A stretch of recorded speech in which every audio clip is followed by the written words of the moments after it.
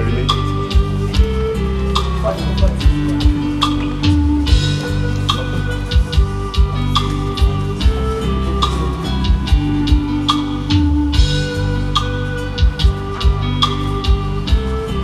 Bonjour à tous, chers parents, chères autorités, chers amis et connaissances de Yohan Dallaire. Je voudrais vous remercier chaleureusement de votre présence à nos côtés aujourd'hui. C'est une lourde responsabilité pour moi de rendre hommage à M. Dallaire en juste quelques lignes. Je vais m'y essayer malgré tout. Cher Yohan, ta famille, tes proches, tes amis et tous ceux qui t'ont aimé sont ici aujourd'hui pour te rendre hommage. Nous sommes là, réunis en ce lieu si spécial pour te dire au revoir.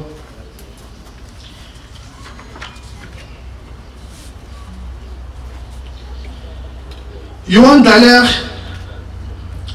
un homme dont la vie semblait être un livre d'aventures fascinant et dont les histoires touchaient le cœur de ceux qui avaient la chance de le connaître. Ne jamais abandonner, cette devise de vie définissait M. Dallaire. Plutôt que de raconter son histoire de vie de manière conventionnelle, permettez-nous de plonger dans le monde des anecdotes qui le décrivent le mieux. Car je suis sûr que chacun ici présent avait un lien spécial avec Yohan Dallaire.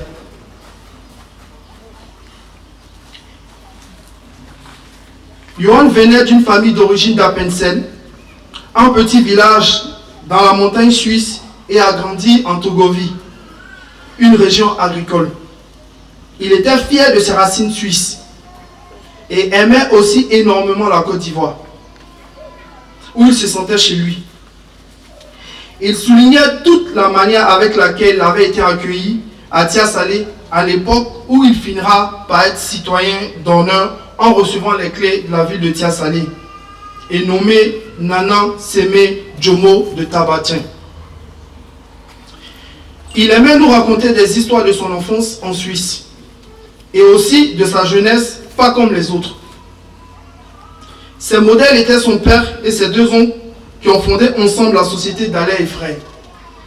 Il admira aussi sa mère, qu'il a élevée lui et ses 9 frères et sœurs. Après ses études et son service militaire, il a traversé le désert en voiture et a travaillé dans plusieurs pays d'Afrique, comme le Zaïre, la Rhodésie, l'Afrique du Sud, le Cameroun, le Bénin, le Ghana. Mais c'est en Côte d'Ivoire qu'il est resté et tout a commencé avec la Nana. Son ancien patron, M. Brastad, fondateur de la SAFCO Tia Salé, a vite vu en Yohan un élément indispensable pour la gestion de ses plantations.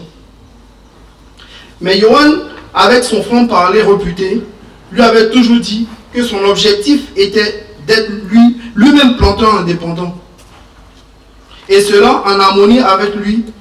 C'est en harmonie avec lui que Johnny, comme l'appelaient affectueusement ses amis, a pu réaliser son rêve en achetant la plantation Siga en 1982, sur laquelle nous nous trouvons en ce moment.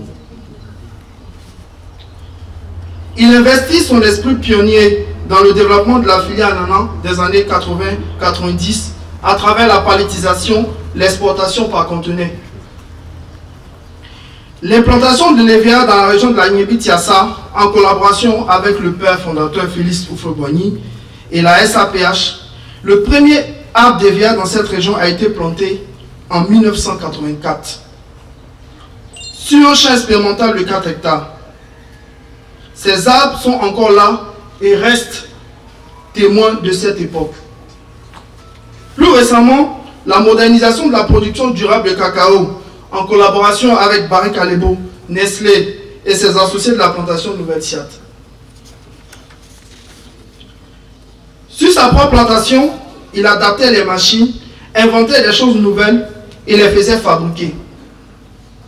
Il rêvait d'une voiture américaine et finalement achetait l'automobile de son ancien patron, qui prenait la poussière dans un garage. Nadim Farhat, l'importateur lui-même lui avait pourtant déconseillé. Mais avec des amis et des mécaniciens, il lui a redonné vie après de nombreux essais infructueux et d'innombrables heures de travail.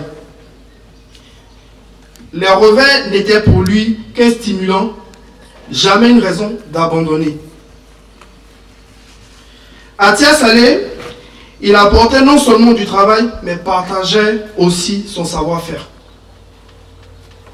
Plusieurs collaborateurs ont eu le privilège de l'accompagner en Suisse.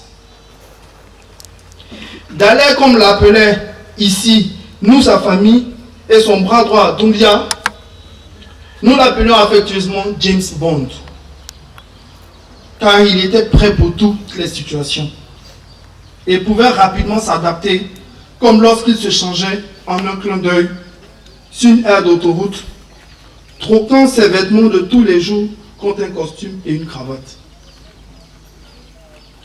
Au fil des années, il est devenu l'un des plus grands planteurs et exportateurs d'ananas. Il grandissait dans les affaires, mais aussi sans vraiment s'en rendre compte, par sa gentillesse et son charisme. Son réseau d'amis et des personnes influentes grandissait également.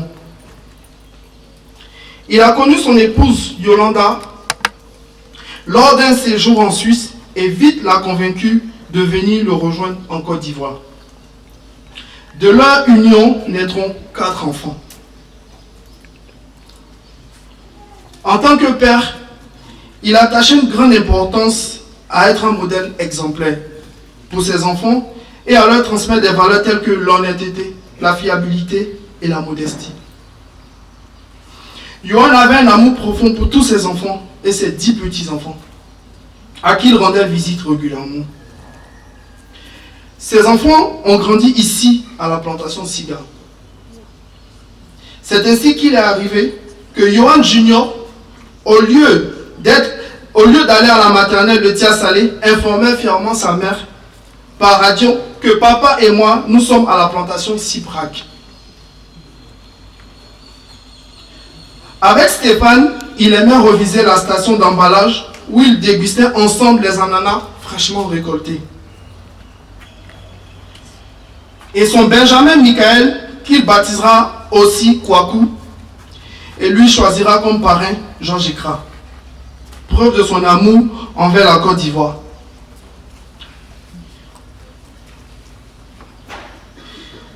Sa fille Andrea était son trésor.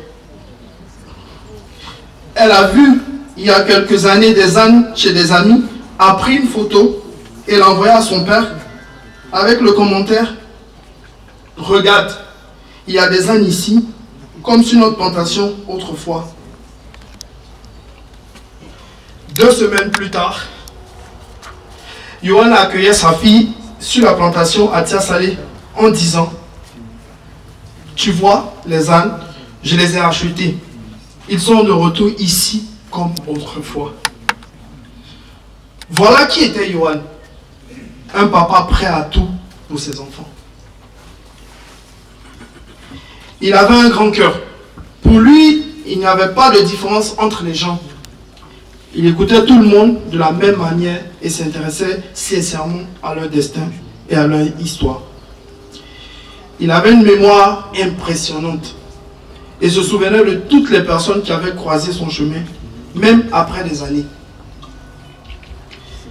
Il était contre la guerre et les Kirènes. Il a fait construire une école primaire à Denis-Gros et une église qui transformera en lieu de culte multiconfessionnel.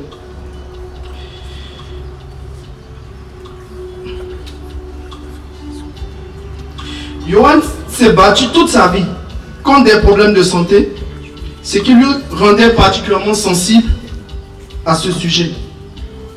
Par exemple, la haute mortalité mère-enfant le préoccupait à tel point qu'il décidera de lancer le projet clinique mobile avec le docteur Loepi ici présent.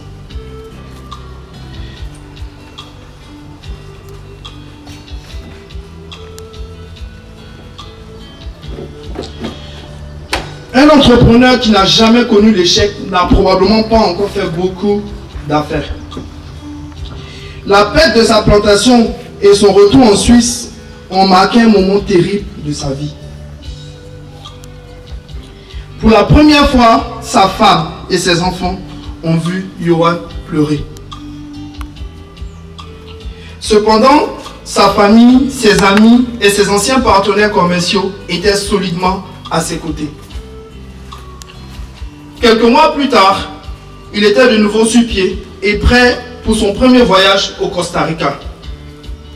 Ce nouveau départ en Amérique centrale l'a motivé et lui a donné la force nécessaire pour retourner en Côte d'Ivoire après 10 ans afin de reconstruire à nouveau sa plantation Siga à Tia-Salé.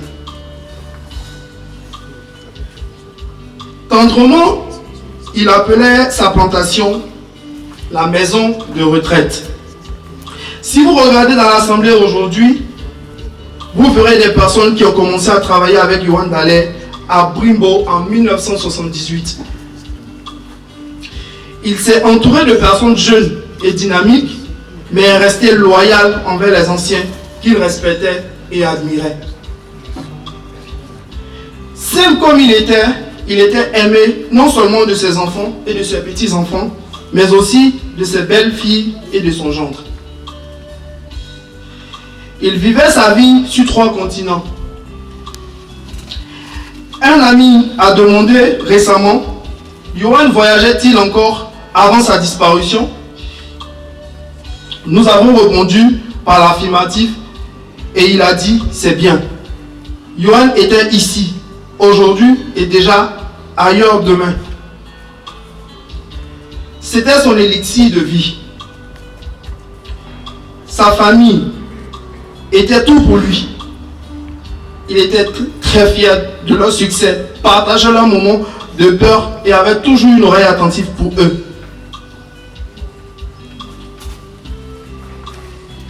Yohan laisse une empreinte profonde et un modèle de valeur vécue. La prochaine génération est prête à relever le défi au nom de son père et à continuer son œuvre.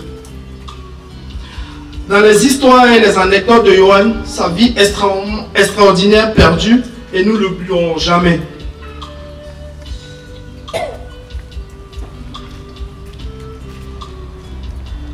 Je vous remercie pour votre attention et en voyant tout le monde uni ici présent dans cette grande diversité, je me rappelle de la phrase qui ne cessait de dire « L'union fait la force ». Repose en paix.